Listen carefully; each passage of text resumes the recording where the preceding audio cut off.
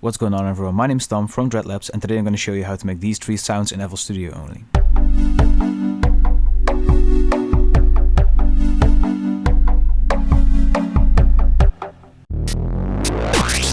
Dreadlabs. Alright, so this is the first time that I'm going to do anything not graphic design or visually related, so the first music tutorial. As some of you might know, I've been using FL Studio ever since I was 14 years old, so 10 years now. And I picked up quite a thing or two, so I thought it might be fun to teach you guys how to do certain things in FL Studio and expand on what I want to teach you guys on this channel. So in this first video, I thought I might show you how to make 3 different sounds in FL Studio with only FL native plugins only.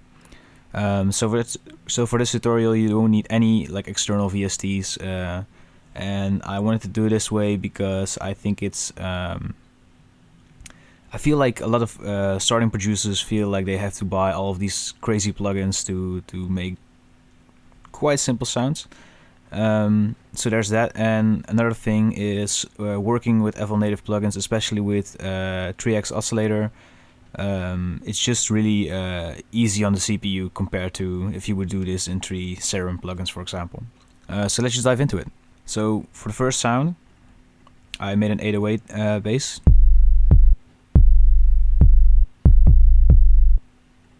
And I like to, if I need to do like super basic 808 basses, I tend to do I just tend to use 3x oscillator because it's just super easy to make.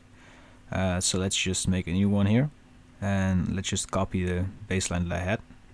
So if we open the piano roll here, you see that it's rooted at G2 and goes to A2.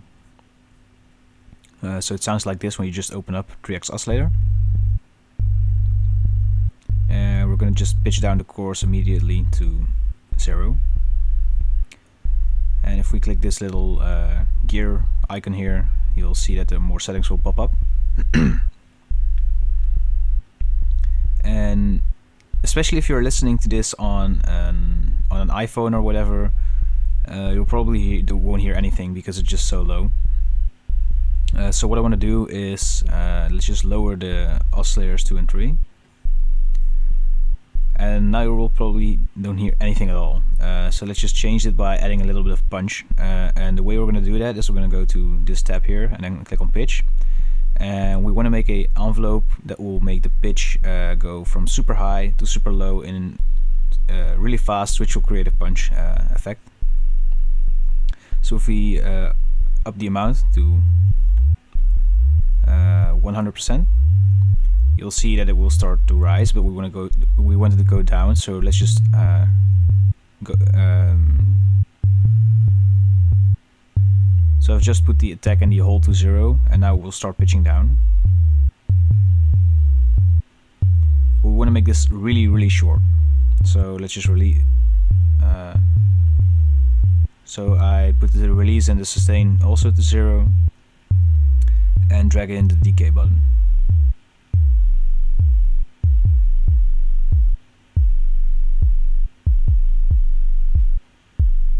And as you can hear, you'll hear like there will be a little bit of a punch. So now what I like to do with 808s for like hip-hop beats or pop music or whatever, I want to remove the attack at the volume tab here and have it hold a little bit, and then make the volume go down just a little bit, so there will be a little bit of difference in dynamic when you hear the 808 kick in. But still, you probably haven't heard a lot yet if you're listening on something without like proper subwoofers. So we're gonna add a little bit of harmonics to this. Let's just rename this to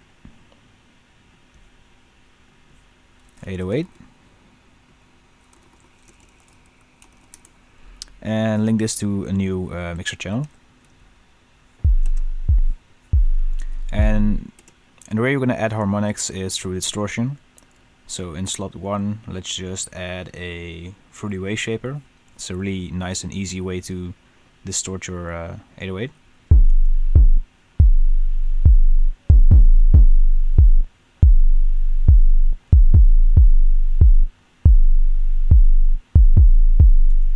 let's just make the kick a little bit longer.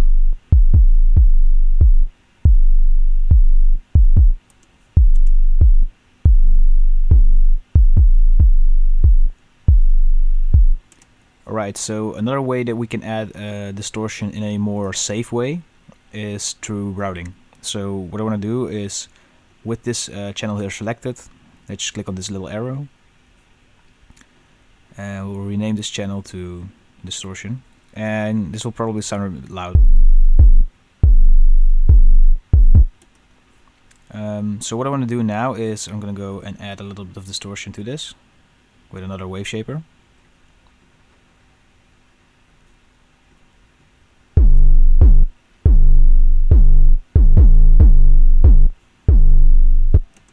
And this probably won't sound that nice, but what you want to do, you want to EQ a lot of these sounds out. So let's just drag in a Fruity Paramedic EQ2. So we want to cut up the highs and the lows here.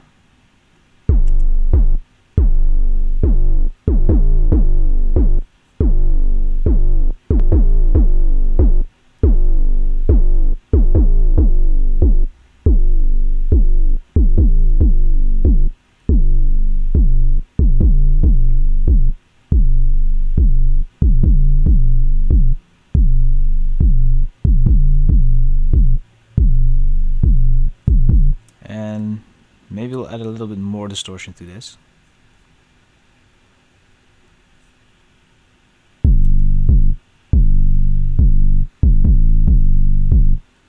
As you can hear now, there's a layer with an extra distortion, and it's a little bit cut off in the low, so it won't clash with the sub of our actual 808.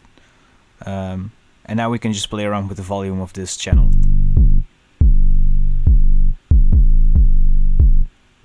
This should be fine. And lastly, we're gonna go and change the stereo separation to 100% mono, because it's a low-end sound.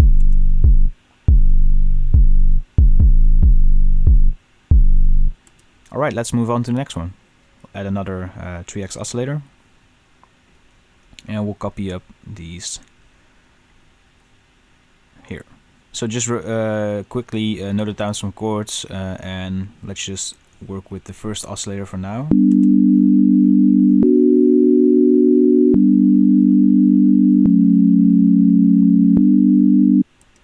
And the first thing I'd like to do is do a little bit of cutoff and volume changing. So let's go on to the envelope settings, and by enabling the envelope,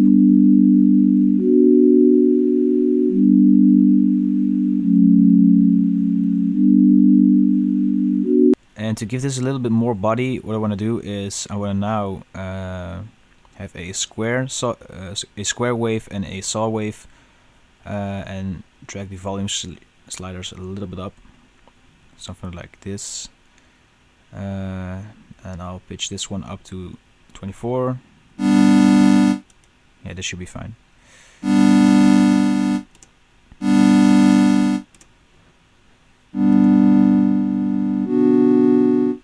So let's just do a little bit of cutoff and then automate the cutoff.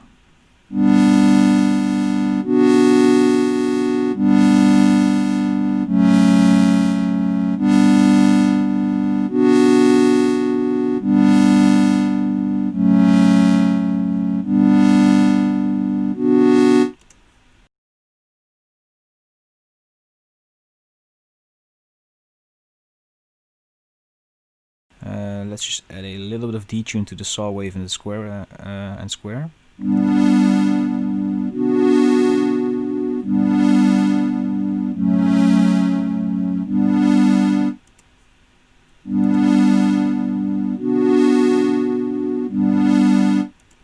All right, let's just drag it in.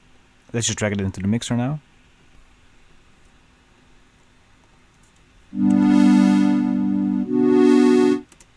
And as you might have seen on the right here, I made a small, I made some send channels with a delay and a reverb, and I'll show you really quick how to do this. So let's just grab this empty channel, rename it and call it reverb, and then right click and dock it to the right. So the reason why I'm using Sense is to have the reverb in a separate channel, so we can EQ the reverb separately from our chords, which is really nice when doing mixdown. So if we want to have reverb on this, let's just go to our empty reverb send, drag in fully reverb 2, and remove the dry, because we only want the reverb sound to be in this channel. And if we leave the dry on, it will duplicate the chord sounds into this channel as well, and we don't want that.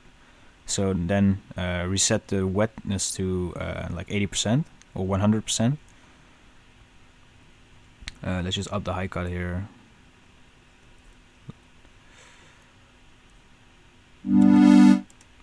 Right, so you won't hear anything yet, and that's because it's not routed to this channel yet. So with the chord channel selected, let's just click this button, and now it's routed to our reverb, as you can hear.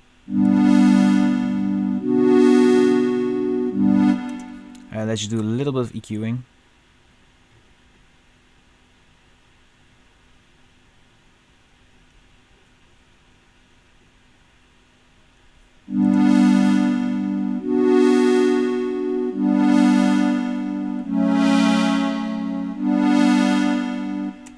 And I like to put a stereo shaper on this to expand the stereo range of this, to make it a little bit more wide sounding.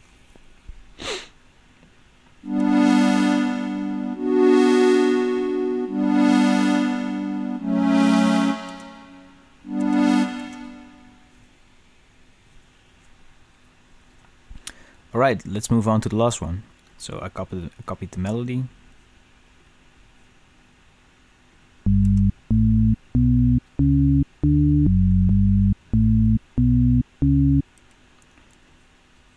So we're gonna do the same principle as with the 808 kick. We want to have a little bit of a punch on this sound. So let's go to the pitch tab. Lower all of these and then bring this one in a little bit out.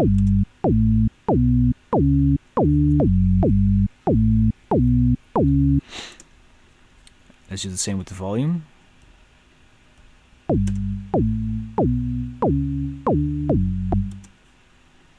And let's use these wave shapes here. Detune them a bit.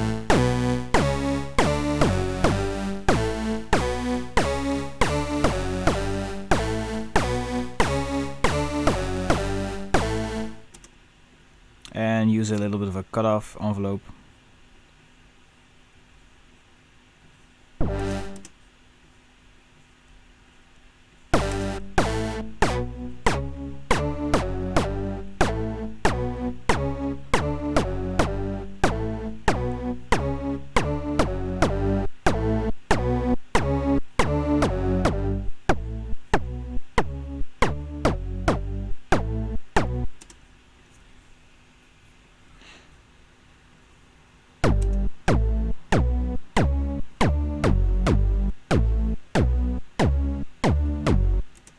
And this punch is kind of a little bit too high, so what we're going to do is lower the amount just a little bit.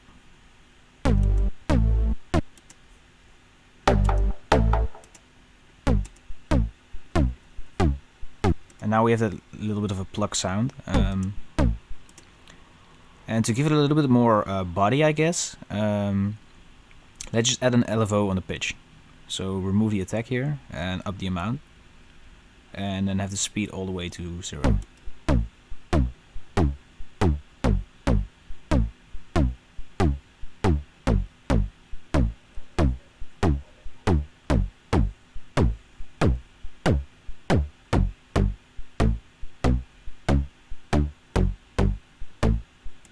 Alright, let's just put this into the mixer as well.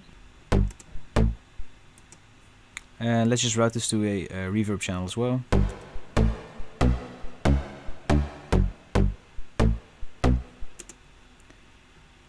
And let's just EQ the lows out of it.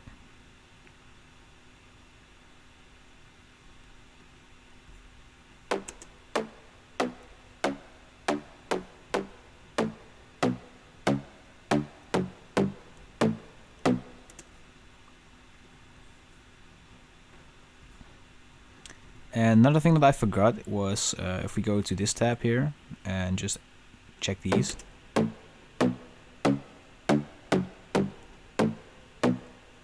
You'll hear a little bit of a pitch slide. And the last thing we want to do is we want to make a delay send. So let's just grab another empty channel, rename it and call it delay, dock it to the right again. And let's just add a delay too, quite simple one. And again, make sure that the dry here is set to 0, so we don't have a double sound, so we don't have the sound doubling up in this channel. Route it to here.